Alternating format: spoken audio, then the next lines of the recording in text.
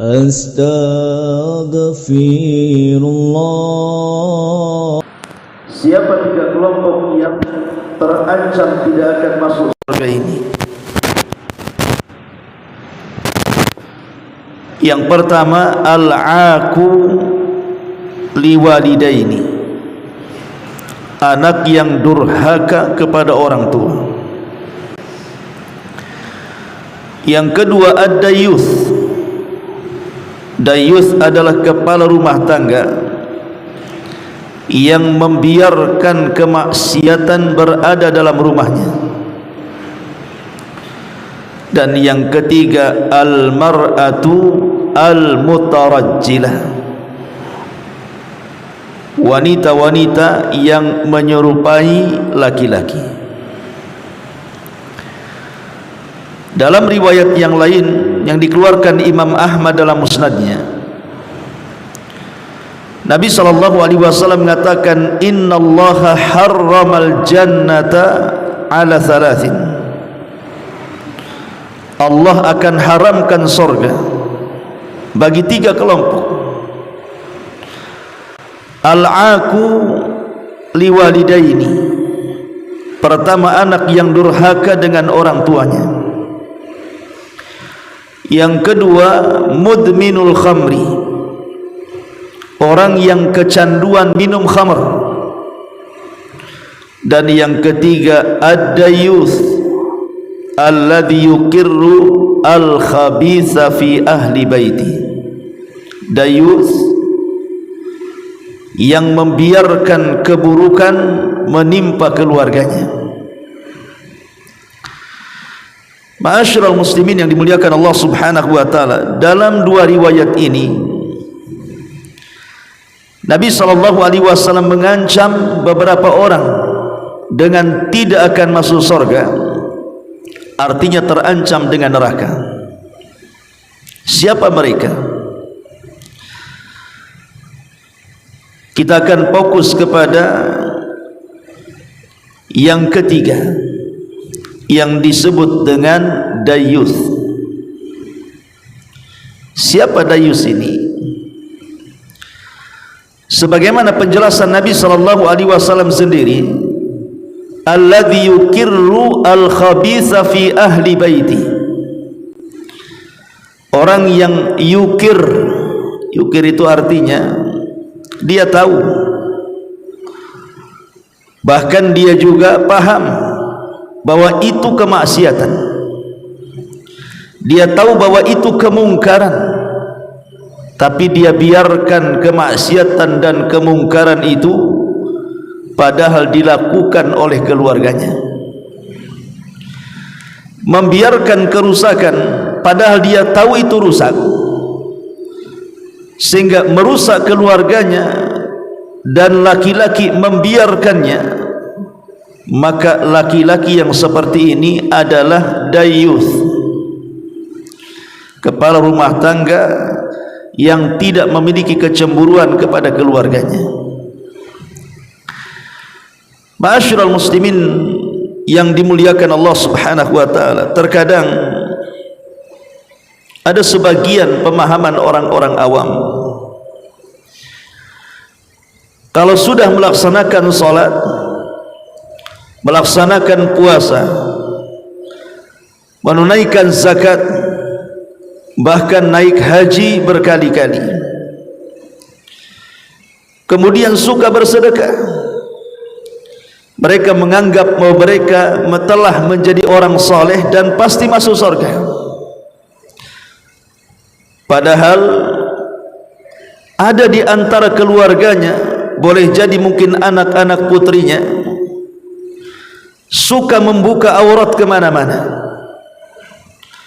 atau mungkin istrinya bekerja yang di situ banyak ikhtilat dengan laki-laki yang bukan mahramnya, atau boleh jadi anak laki-lakinya terjerumus kepada pergaulan bebas, ikut geng sana geng sini, akhirnya masuk ke narkoba, ke khamar dan yang semacamnya. Orang yang menganggap dirinya soleh dengan banyak salat, dengan banyak puasa, sedekah, haji dan umrah itu, ingat, betul amalan yang anda lakukan itu adalah amalan-amalan penduduk surga, tapi anda terancam dengan neraka karena membiarkan keluarganya berada di atas kemaksiatan kepada Allah Subhanahu wa ta'ala. Ada istilah yang disebutkan para ulama, man ahabbal makarim ghara alal maharim. Man ahabbal makarim ghara alal maharim. Apa maknanya? Man ahabbal makarim, siapapun yang mencintai al makarim. Makarim itu artinya akhlak mulia.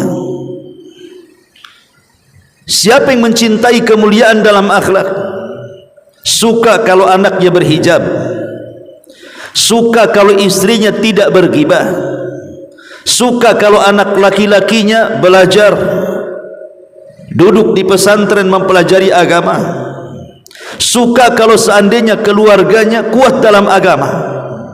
Ini namanya suka dengan kemuliaan-kemuliaan.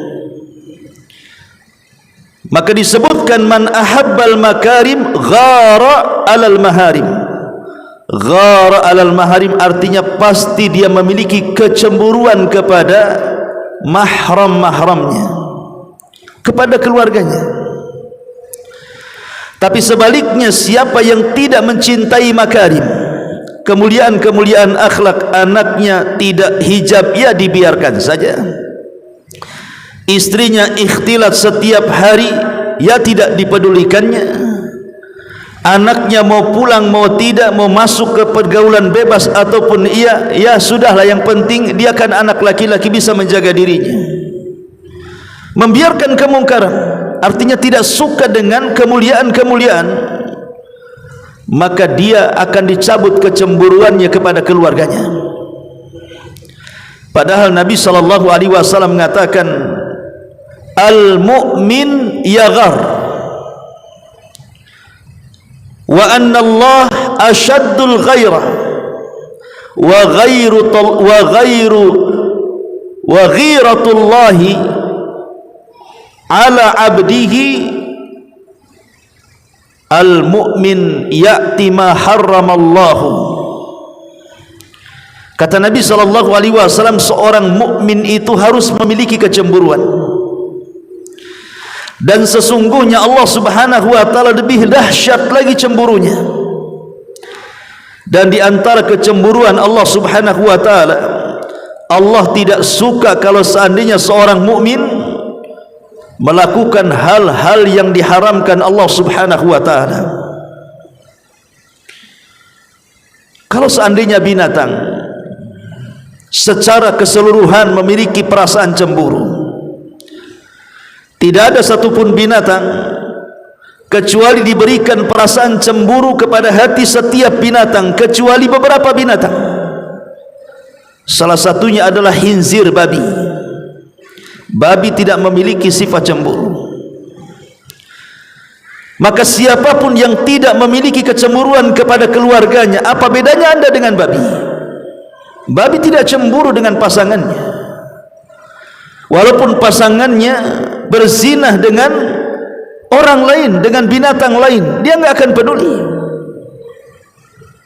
Tetapi manusia yang pecemburu, dia tidak mungkin membiarkan keluarganya di atas kemaksiatan kepada Allah Subhanahu wa ta'ala. Ma'asyiral muslimin yang dimuliakan Allah Azza wa Jalla, terkadang ada sebagian keluarga yang tidak mengetatkan aturan pada keluarganya. Bahkan mungkin kita sebagai orang tua membiarkan anak kita ini tidak memiliki aturan dalam rumahnya. Anak berpakaian ketat sama orang tuanya, dibiarkan saja. Bahkan yang lebih parah, dibelikan pula tuh pakaiannya. Alasan ini model 2026. Ada orang-orang tua yang tidak mau ketat dengan aturan keluarganya. Nanti kalau saya ketatkan anak saya marahi untuk sholat, nanti dia kabur katanya. Ada orang-orang tua yang seperti itu. Ketika mereka melonggarkan aturan dalam rumah, kemudian anak-anak khususnya perempuan kemudian memiliki kebebasan di luar rumah, dia tidak tahu bahwa fitnah di luar rumah itu bisa menghantam putrinya kapan saja. Pernah dulu ada orang datang ke saya, orangnya besar, betatok lagi. Tiba-tiba datang minta konsultasi, setelah ketemu nangis dia. Betatok kok nangis, padahal badannya besar tuh. Jadi saya tanya, Pak, sebentar Pak, ada apa ini? Mudah-mudahan saya bisa memberikan solusi. Akhirnya dia cerita sambil menangis tentang anak perempuannya yang kabur dalam rumah tuh. Jadi anak perempuan ini mondok di pesantren di luar Batam sudah 2 tahun. Ketika penjengukan, entah kenapa anak ini ingin pulang ke Batam. Ketika sampai di Batam, belum sampai 1 minggu, rupanya anak ini bergaul dengan anak-anak pang, padahal anak gadis, tahulah anak pang. Akhirnya setelah orang tuanya tahu, akhirnya anaknya dikurung, dikunci di rumahnya, nggak boleh keluar. Masa anak pondok kayak gini? Rupanya anak itu berontak, kabur dari jendela. Dan ketika itu bapak ini belum ditemukan sudah beberapa hari. Setelah hampir 2 minggu, rupanya ditemukan di kos-kosan bawahnya warung Padang. Setelah anaknya dijemput, bapak ini menangis. Hijabnya sudah hilang, pakaian syar'inya sudah hilang, mulai banyak tindikan-tindikan di hidungnya, di telinganya, kemudian mulai dicap tato-tato dan lain sebagainya. Bayangkan mondok 2 tahun bisa hancur dengan 2 minggu. Begitulah fitnah di luar. Kalau seandainya kemudian orang tua ini membiarkan, tidak membuat aturan ketat kepada putri-putrinya, ingat fitnah di luar itu besar. Setan bisa menghancurkan putri-putri kita dalam sesaat. Makanya Al-Imam Bakar Ibn Zaid rahimahullahu ta'ala mengatakan, fasadun nisa sababuhul awal tasahulur rijal. Fasadun nisa sababuhul awal tasahulur rijal. Rusaknya perempuan, kata Imam Bakar Ibn Zaid, sebab yang pertama adalah karena kita sebagai kepala rumah tangga tidak mengetatkan aturan-aturan dalam rumah tangga dan cenderung meremehkannya. Karena ada orang tua itu yang kalah dengan anaknya, baik hartanya ataupun aturan-aturannya. Anak minta harta apapun diberikannya, padahal yang dibeli itu terkadang bisa menjerumuskan anaknya kepada kerusakan. Anaknya minta supaya tidak diketatkan aturannya, ya sudah, yang penting anaknya ada, tidak kemana-mana, tidak hilang, tidak pergi ke luar negeri, dan begitu seterusnya. Ingat, ada istilah, seorang mukmin itu akan diuji dengan 2 perkara. Seorang mukmin itu akan diuji dengan 2 perkara. Bil mali wan nisa. Pertama dengan harta, dan yang kedua dengan perempuan. Kata ulama, faman kana qawiyan fil mali wan nisa kana minan najihin, wa man kana dhaifan fil mali wan nisa kana minal halikin. Seorang kepala rumah tangga kalau kuat memegang hartanya, tidak sembarang memberikan kalau ada maslahatnya, dia kuat pegang hartanya. Pak, minta uang untuk apa? Beli handphone. Oh tidak, Pak, minta uang untuk apa? Ini ada gaya bagus ini, pakaian Masya Allah. Oh enggak, ini tabarruj. Dia kuat pegang hartanya tuh, enggak sembarang ngasih kepada anaknya. Walaupun dia cinta dengan anaknya, tapi dia kuat memegang hartanya. Yang kedua, kuat memegang anak perempuannya. Jangan keluar. Kau sudah gadis, kau sering pakai pakaian yang bagus, jangan tabarruj. Hati-hati berkawan, dicek handphonenya. Kau berkawan dengan siapa, apa percakapannya, kuat dengan perempuannya. Maka siapapun kepala rumah tangga yang kuat memegang harta dan perempuannya, dipastikan hidupnya beruntung. Tapi kalau lemah dengan hartanya, hartanya diberikan kepada anak-anaknya, walaupun sebenarnya untuk membeli hal-hal yang ada kemungkaran di dalamnya, dan dia tidak kuat dengan perempuannya. Perempuannya, anak perempuannya kesana kemari, ya dibiarkan saja. Istrinya kesana kemari berghibah dengan tetangganya, ya tidak dihiraukannya, biarkan saja, enggak ada cemburu sama sekali. Fakana minal halikin, maka dia pasti hancur. Makanya pohon yang memiliki buah kemudian diletakkan harimau di dekatnya, tidak ada satupun monyet yang berani mendekatinya. Kalau ada pohon penuh dengan buah, antum ambil harimau untuk menjaga pohon itu, kira-kira ada monyet berani mendekati? Enggak berani. Kalau kita pasang badan dengan anak kita, kita larang kepada anak kita jangan sampai memasukkan orang-orang yang bukan mahram ke dalam rumahnya. Jangan sampai kemudian engkau bergaul dengan sembarang manusia. Kita garang karena itu demi kemaslahatan. Enggak ada orang yang berani mendekati anak kita. Saya masih ingat dulu, kalau habis liburan di pesantren, terkadang saya liburan ke Banyuwangi. Kebetulan ada saudara di Banyuwangi, karena hidupnya di desa, daerah Rogo Jampi. Masuklah ke daerah Balak, tu nggak tahu nama desanya, loh, masuknya lagi. Jadi terkadang sebulan 2 bulan hidup di daerah Rogo Jampi Banyuwangi itu.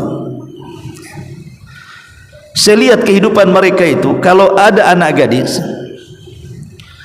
kemudian ada laki-laki yang datang untuk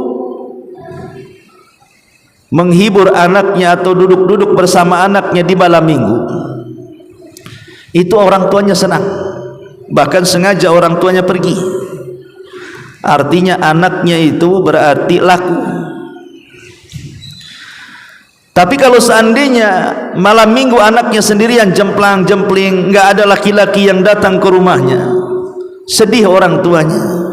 Kenapa anaknya enggak laku? Saya masih ingat itu. Saya masih dulu tahun-tahun berapa, baru masih mondok, masih ganteng, masih muda. Sekarang ganteng cuma tua. Tapi maksudnya di sini, kalau ini kemudian terjadi, tapi kan di zaman itu kan walaupun demikian kan adab malu, adab orang tua itu masih ada. Karena pergaulan bebas di zaman itu tidak seganas pergaulan bebas di zaman sekarang.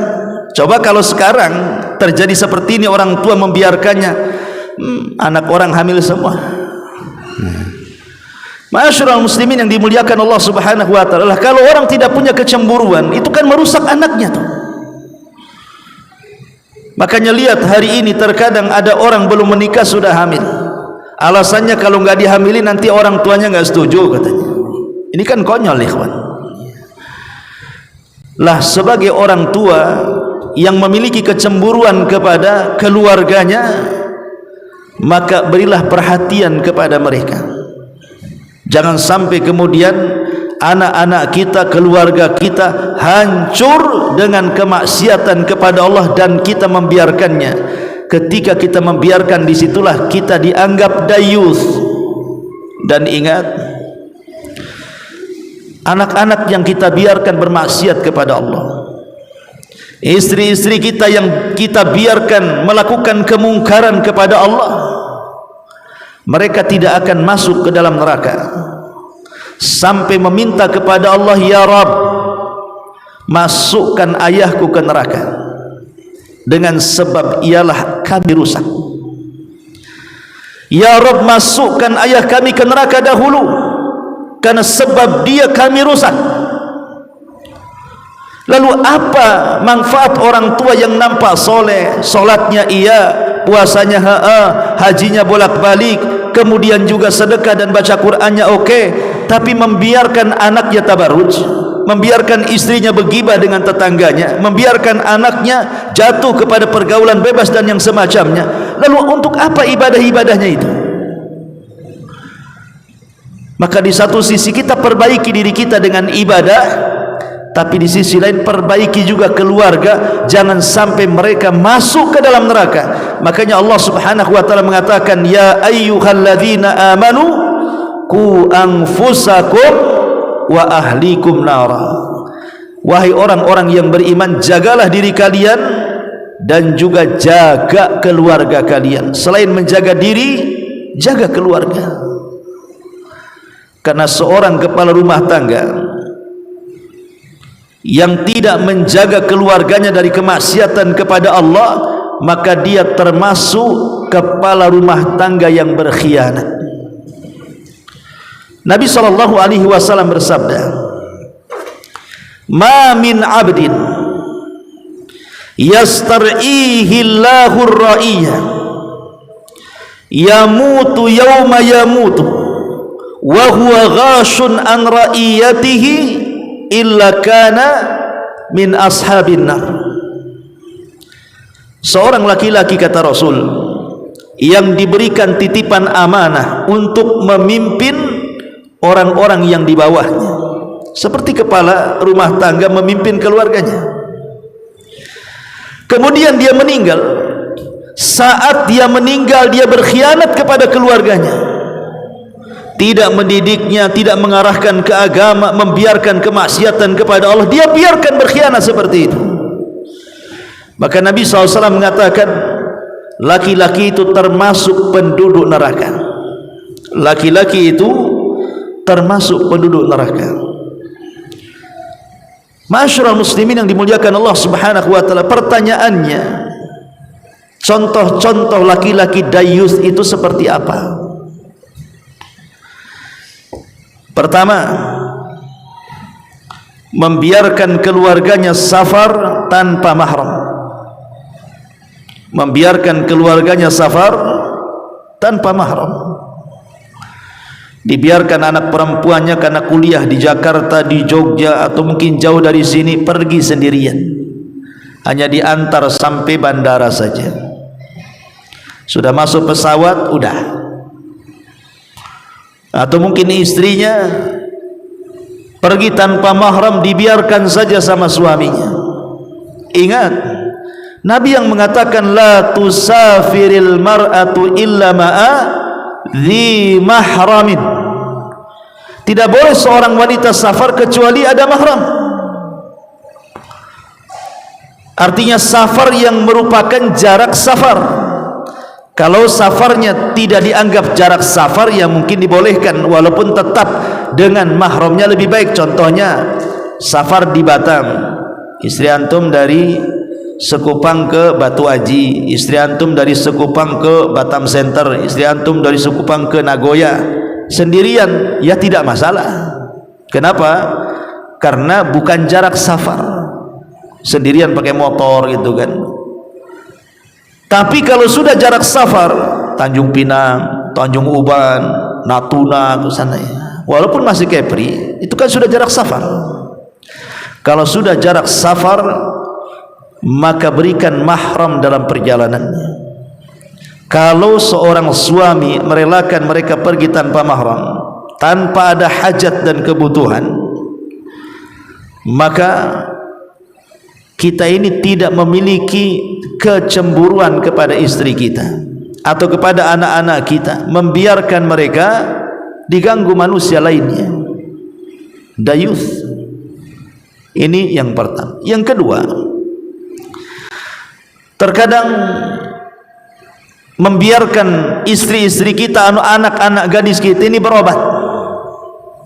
Tahu dokternya laki-laki, bukan perempuan.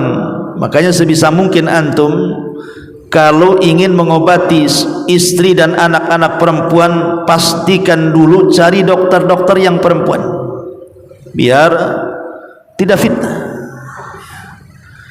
Oh, di sana ada tuh dokter perempuan, pergi ke sana. Tapi untuk istri antum, bukan antum yang sakit cari dokter perempuan, lain tuh ceritanya. Ya. Artinya bahwa untuk istri kita dan anak-anak perempuan kita, kecuali kalau tidak ada lagi dokter kecuali laki-laki, maka kita harus menemani dia. Temani. Kenapa? Bukan kita suudzon kepada dokter, bukan kita suudzon kepada dokter. Terkadang dokter itu juga memiliki etika, pasti dia akan sopan dengan pasiennya, tidak mungkin mengganggu. Akan tetapi mimba bisa didari'a, bahwa sebelum terjadi sesuatu maka kita wajib wasilah-wasilah yang mengarah ke situ kita tutup.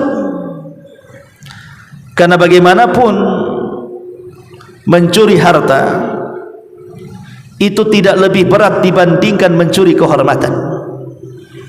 Man saraqal mal, siapa yang mencuri harta, ahwan, lebih ringan, mimman saraqal a'rad, daripada orang yang mencuri kehormatan.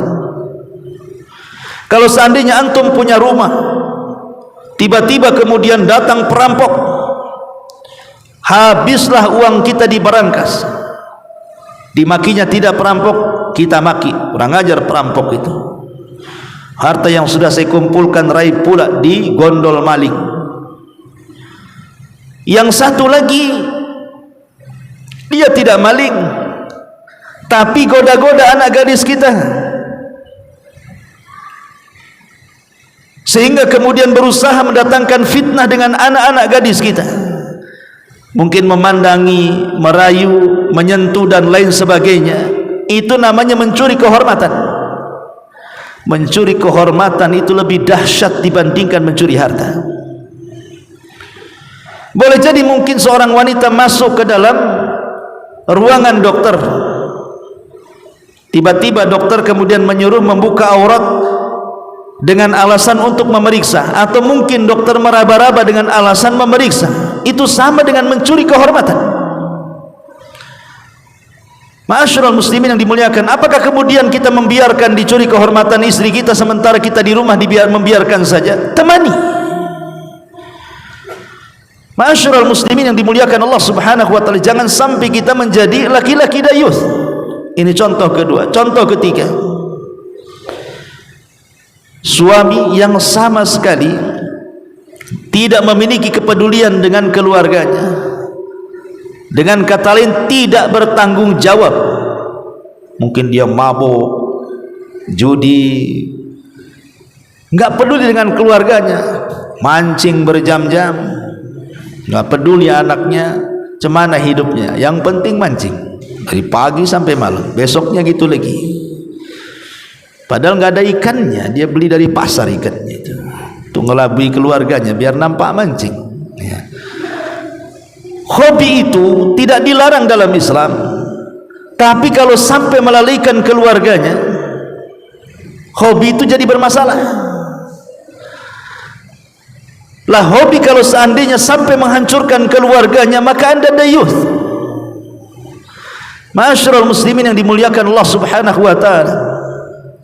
Atau contoh yang lainnya, membiarkan istrinya datang ke rumah tetangganya, tahu bahwa di rumah tetangganya itu tempat acara ghibah. Terkadang ghibahnya bukan sejam, berjam-jam. Ini kalau sudah ke rumah si Anu, pasti acaranya ngerumpi nih. Lama tuh di situ tuh. Kita tahu, bukan kita tidak tahu. Kalau kita biarkan kemudian istri kita bolak-balik ke rumah yang di situ tempat ghibah dan kita tidak melarangnya, maka anda dayus yang dilaknat oleh Allah Subhanahu wa taala. Membiarkan istrinya melakukan dosa. Yang lebih parah lagi, istrinya habis ghibah, pulang ditanya suaminya, Kira-kira gibahnya apa isinya katanya. Akhirnya suaminya mendengarkan, menikmati, ikut nimbrung, nyambung gibahnya ke rumah. Lah ini kan masalah ikhwan. Ya. Bukannya kemudian dilarang, kau jangan ke rumah itu lagi. Kalau seandainya aku lihat engkau ke rumah itu lagi, sudah, saya kawin lagi, umpamanya. Ya.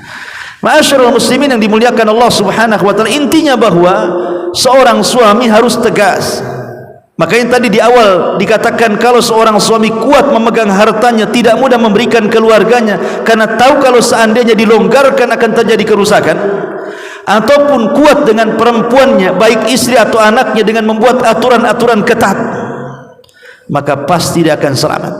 Tapi kalau longgar semuanya, tunggulah kebinasaannya. Ma'asyiral muslimin yang dimuliakan Allah Subhanahu wa taala, itulah di antara contoh-contoh dayus, dan banyak sekali. Keluarga, seorang kepala rumah tangga menceritakan urusan ranjang istrinya, itu juga dayus, tidak boleh. Bahkan seburuk-buruk manusia menceritakan kondisi dalam rumah tangganya kepada orang lain, dayus. Ma'asyiral muslimin yang dimuliakan Allah Subhanahu wa taala, Nabi sallallahu alaihi wasallam satu hari dalam peristiwa Isra Mi'raj diperlihatkan sorga, bahkan masuk ke dalam sorga. Kata Nabi sallallahu alaihi wasallam, dakhaltul jannah fa idza ana biqasrin minadz dzahab. Aku masuk ke dalam sorga, tiba-tiba di hadapanku ada istana yang terbuat dari emas. Kemudian Nabi sallallahu alaihi wasallam bertanya kepada Jibril, liman hadza ya Jibril? Jibril, istana yang terbuat emas, dari emas ini milik siapa sebenarnya? Kata Jibril, istana ini milik Umar bin Khattab radhiyallahu anhu. Nabi kaget, oh ini istananya sahabatnya Umar radhiyallahu anhu. Penasaran, Nabi ingin melihat-lihat dalaman istana Umar itu. Saat melangkah menuju istana Umar, istana yang terbuat dari emas yang ada di sorga, tiba-tiba Rasul terhenti karena di depan pintu istana Umar itu ada bidadari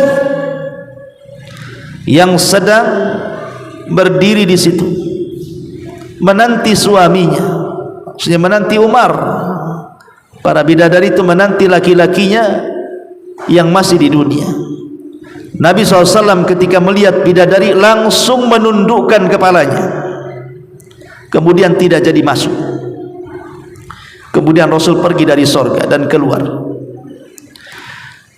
Saat kemudian setelah melaksanakan peristiwa Isra Mi'raj, Rasul memanggil Umar dan mengatakan, ya Umar, Allah memperlihatkan kepadaku sorga dan Allah memperlihatkan kepadaku istanamu di sorga. Tapi saat aku hendak masuk ke dalam istanamu, aku terhenti dengan wanitamu, maksudnya bidadari yang merupakan hakmu, dan itu bukan hakku, makanya aku pergi dari istanamu dan tidak sempat melihat-lihat dalamnya. Tiba-tiba Umar menangis dan mengatakan, a'alaika agharu ya Rasulullah, a'alaika agharu ya Rasul. Rasul, haruskah aku cemburu kepadamu wahai Rasul? Rasul, apakah haruskah aku cemburu kepadamu wahai Rasul?